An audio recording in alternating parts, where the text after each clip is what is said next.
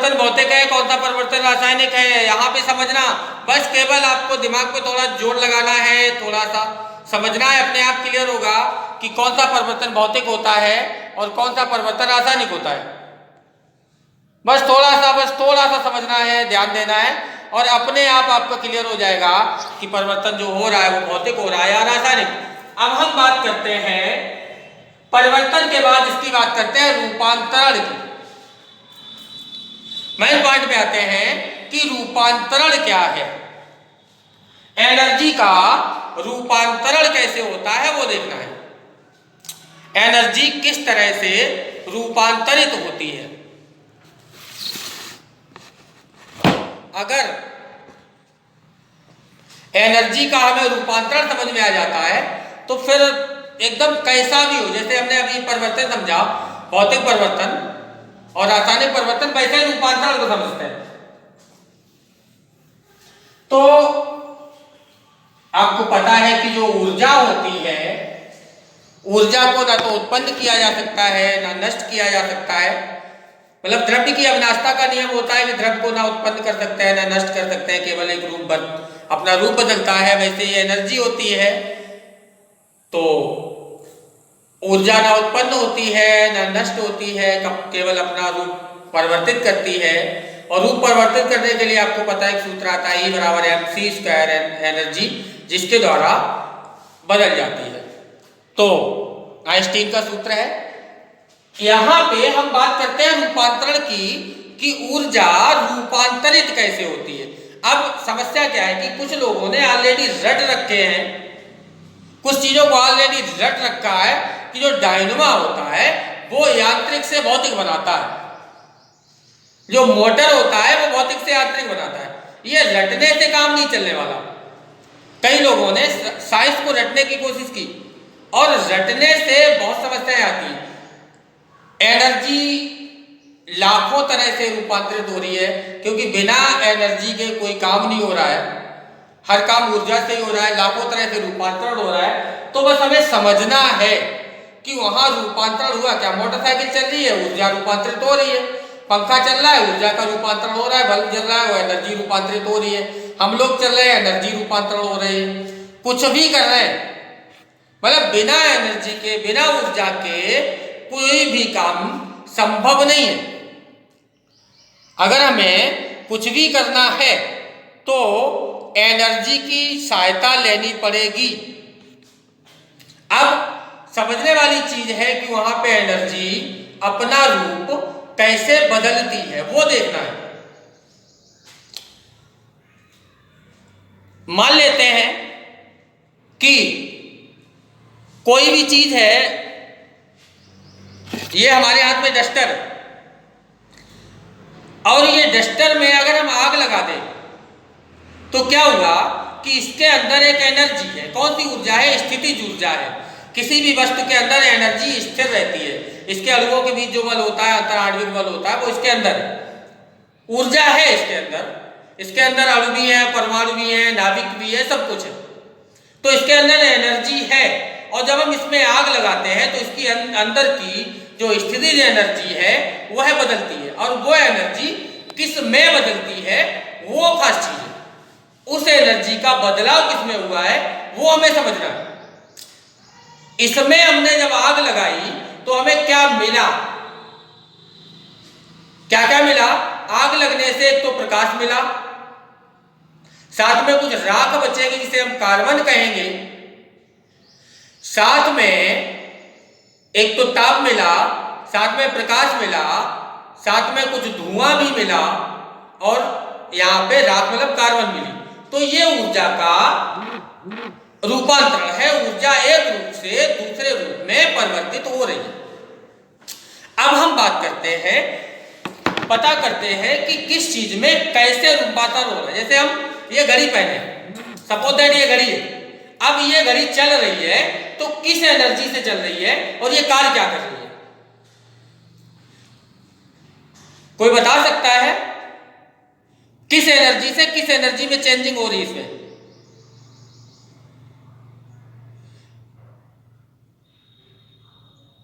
स्थिति नहीं है, चाबी नहीं भरी जाती इसमें। अगर ये चाबी वाली घड़ी होती, अगर इसमें हम चाबी भरते,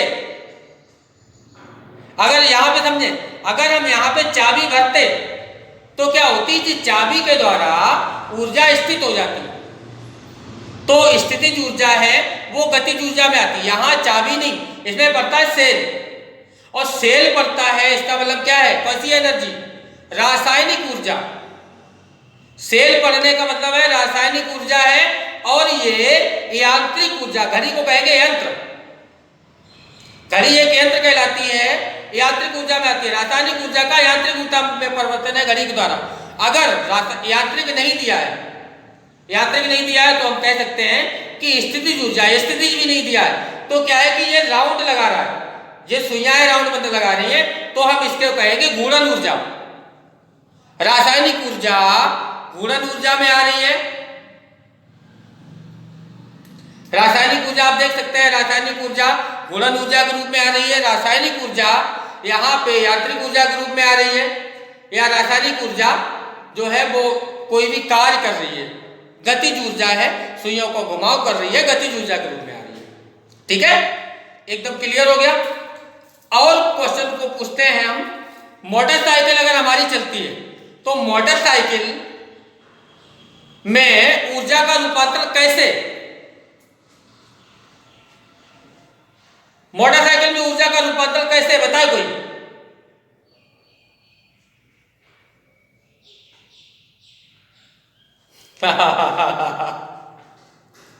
मोटरसाइकिल सबसे पहली चीज, ये फर्स्ट चीज, सबसे पहली चीज हम ध्यान देते हैं, मोटरसाइकिल चलती किससे, किससे चलती है, पेट्रोल से चलती है, उसको हम कहेंगे रासायनिक ऊर्जा।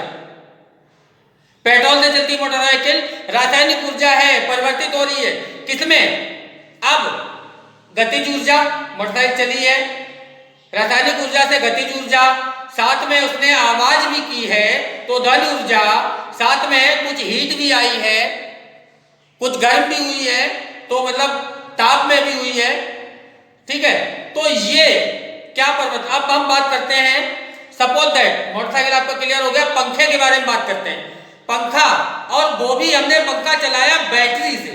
अब बताइए, बैटरी से चलता हुआ पंखा किस तरह से ऊर्जा का रूपांतरण कर रहा है।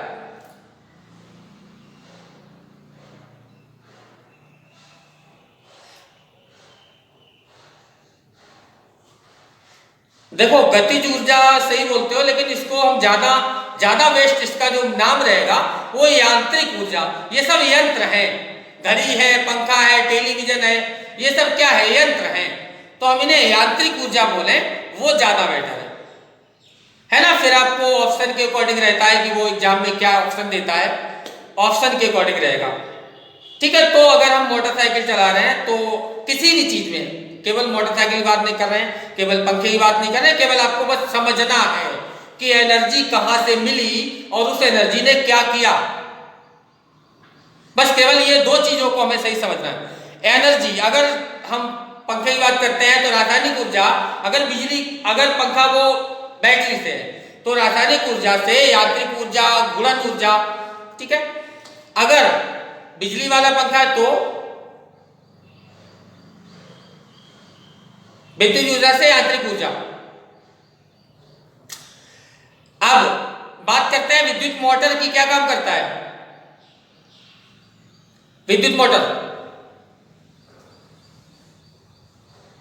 मोटर देखो पंखे में लगा होता है, घुमाता है तो यंत्र में लाता है, और मोटर क्या है, विद्युत है, बिजली से चलता है ना। मोटर जहां जहां लगे होते हैं बिजली से चलते हैं, तो विद्युत ऊर्जा से, और किसी यंत्र को चलाते हैं, कार्यान्वित करते हैं, तो विद्युत से यांत्रिक ऊर्जा।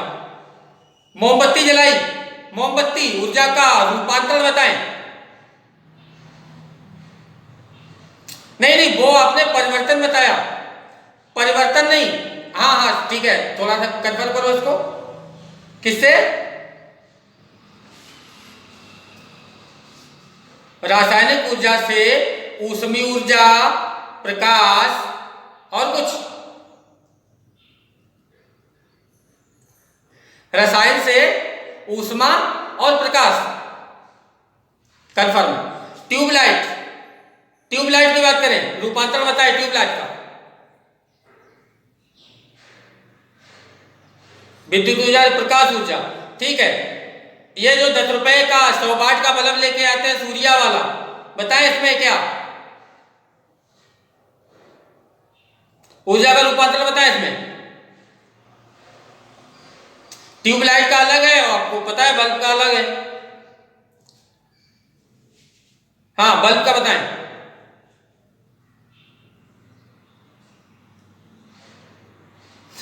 बल्ब में अभी हमने क्या बताया कि ये जो 10 रुपए वाला जो आता है सूर्या बल्ब आता है, ये क्या होता है, इसमें आपको प्रकाश तो मिलता ही है, साथ में हीटिंग और मिलती है। मतलब हीटिंग, हीटिंग नहीं, हीटिंग गर्मी मिलती है। हाँ, ऊष्मा भी मिलती है, मतलब ताप मिलता है, ताप मिलता है, जो कि हमें ट्यूबलाइट से नहीं मिलता। अब जरा हम अपने मोबाइल की बात करते हैं। मोबाइल में आपको पता है कि माइक्रोफोन भी लगा होता है, मोबाइल में माइक्रोफोन भी लगा होता है, स्पीकर भी लगा होता है। तो दो अलग अलग चीजें, स्पीकर अलग है, माइक्रोफोन अलग है। तो पहले हम बात करते हैं स्पीकर की। स्पीकर क्या कार्य करता है?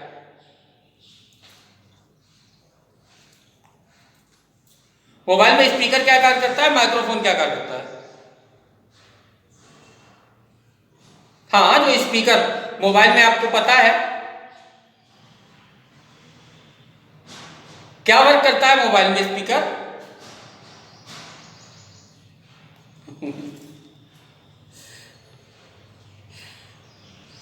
सभी लोग अपने माइक कॉल म्यूट रखें, वो ज्यादा बेटर है।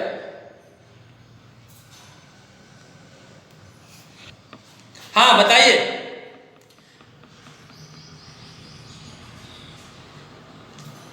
देखें, जो स्पीकर होता है, अब स्पीकर क्या करता है, आपको आवाज सुनाने का, आवाज को तेज करता है,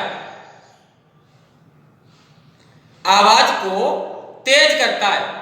मतलब क्या है कि वो यहां पे प्रकाश ऊर्जा में परिवर्तित करता है ध्वनि ऊर्जा को। ध्वनि ऊर्जा से प्रकाश ऊर्जा,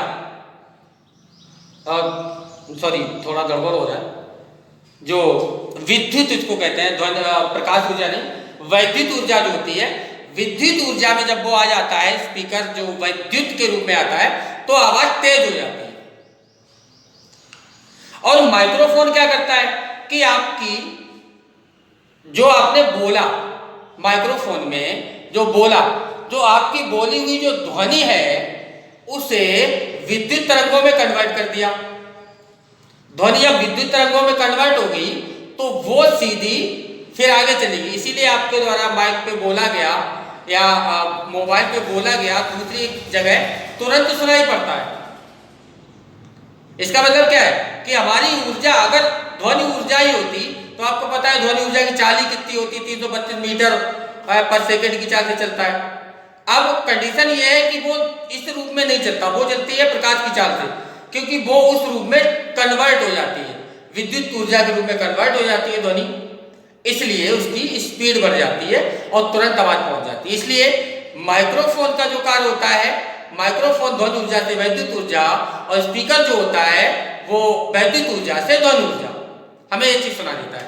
अगर हम पूरे मोबाइल की बात करें तो मोबाइल में पड़ी है बैटरी ऊर्जा, कैसी कहेंगे? रासायनिक ऊर्जा। अब रासायनिक ऊर्जा से आपको कई चीजें मिल जाती हैं, ध्वनि ऊर्जा मिल जाती है, रासायनिक ऊर्जा से प्रकाश मिल जाता है ना। और मोबाइल जैसे जैसे काम करता है, जैसे जैसे ऑप्शन दिए जाते हैं, वैसे आप कर सकते हैं। अब हम थोड़ी बात करते हैं लकड़ी की आग जलाना। क्या हुआ? लकड़ी की आग जलाना, लकड़ी की आग जलाना, कोई डिफाइन करेगा इसको? लकड़ी की आग जलाने में ऊर्जा का रूपांतरण कैसे होगा, डिफाइन करें।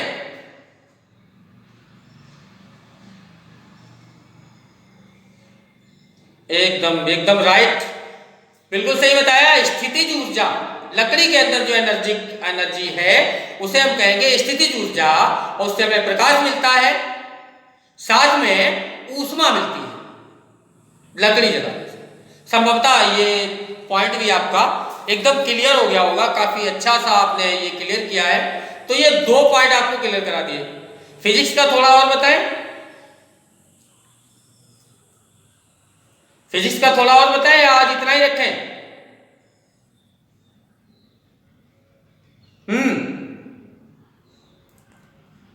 इतना ही रखें।